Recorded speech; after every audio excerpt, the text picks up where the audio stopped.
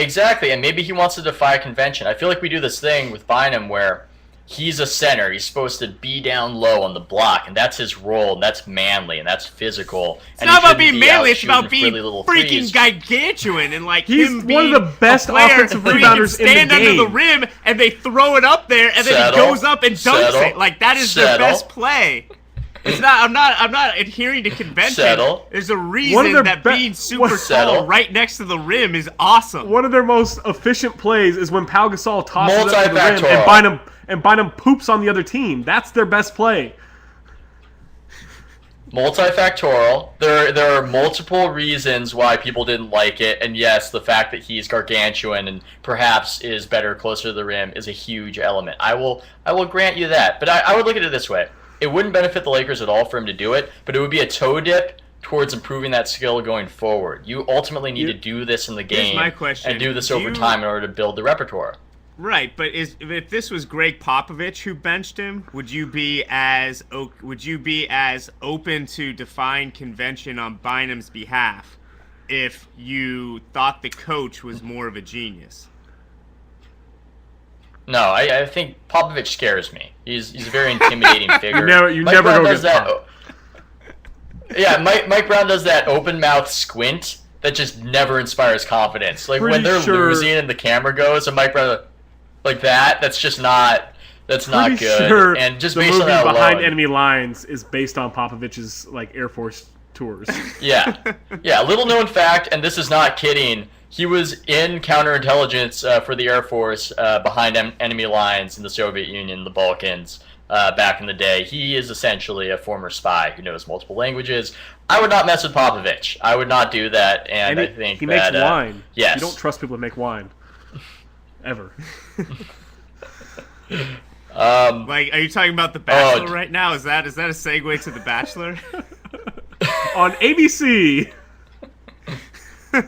Is that on still? Is that show still on? I think that's a factor. Not all coaches have the same cachet, and I actually feel Tyson like maybe Chandler Phil Jackson took a three and was like, Rick Carlisle, homie's gonna keep taking threes, and if you want to bench me because you have to play Brendan Haywood behind me. You would be like, hey, Tyson, come on, just set screens and move the ball and roll to the rim. I don't know. I don't know with Carlisle. I need to see the Chandler threes. I need to have more information. I mean, Popovich, that's just an intimidation factor for me, not necessarily a belief in his coaching. It's just, man, I mean, maybe people don't know this. People watching this probably do because everyone's huge into the NBA, but Popovich will just tear into reporters. They even have a term for it in the San Antonio media circle, which is called getting popped. You don't want to get popped. It's brutal. Here's the thing that I have a question about, and it's more of a fan analyst kind of thing.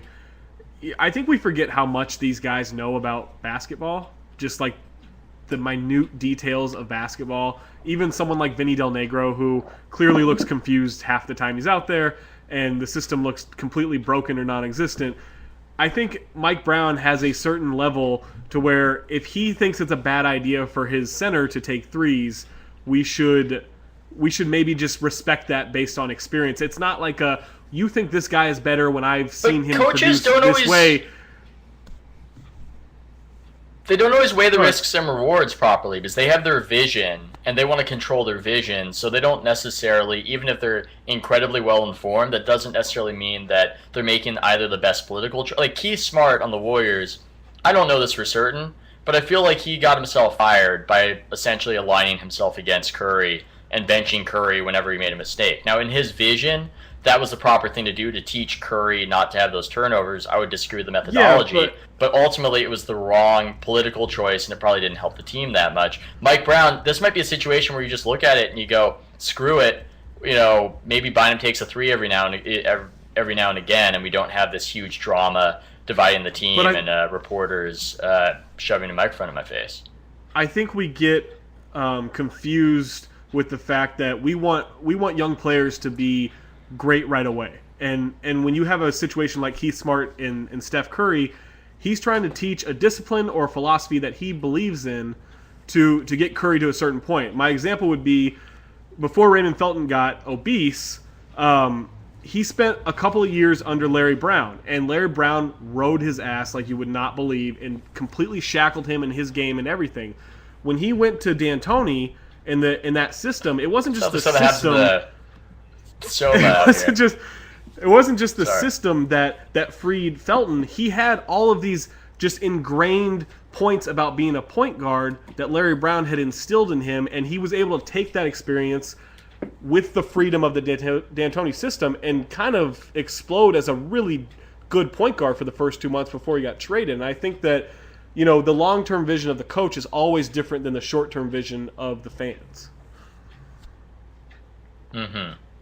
I just think that there's an interesting dichotomy between perhaps what the coach wants short-term and just what the player could perhaps become, and how a coach sometimes will ask a player to maybe even be worse for the benefit of the team. I remember when Sean Marion was saying that he could average 30 points a game, but D'Antoni didn't want that. D'Antoni wouldn't allow him to do all the post-up moves and all the things he'd been working on every summer, and it was incredibly frustrating.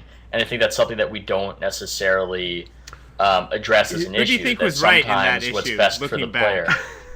I think D'Antoni, manifestly. D'Antoni and also Steve Nash, was severely underrated by Sean Marion, I believe. I think that's quite clear in retrospect. Here would be my example. It's how he felt. Mehmet Okur is a center who could shoot threes. How many rings does he have? Oh my gosh, yes. Bringing in the Razings. Yep. I mean, I think the bigger issue is just like a risk.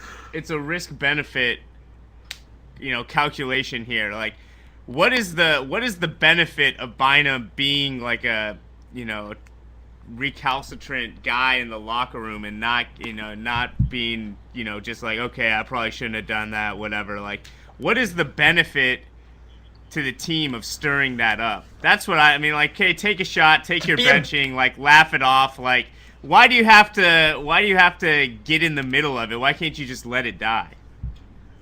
To throw his weight around. I mean, I think it might be kind of fun to sort of be a mafia don in that setting and to go, yeah, well, this is how much sway I have, Mike Brown. Guess who's the coach? Bynum's the coach. I think that might be not the best thing for the team, but I also think that might be a whole lot of fun. I think we have Kavan is saying that Bynum should practice in the offseason if he wants to do that. He has been practicing. I just think that Mike Brown, for some crazy reason, doesn't want Bynum to be emulating Danny Ferry. But yes, he has been practicing by all accounts.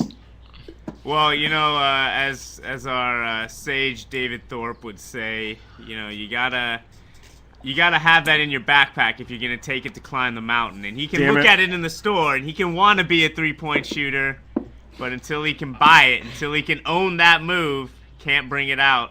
I've been reminded Okur has one ring with the in this Pistons. extended metaphor.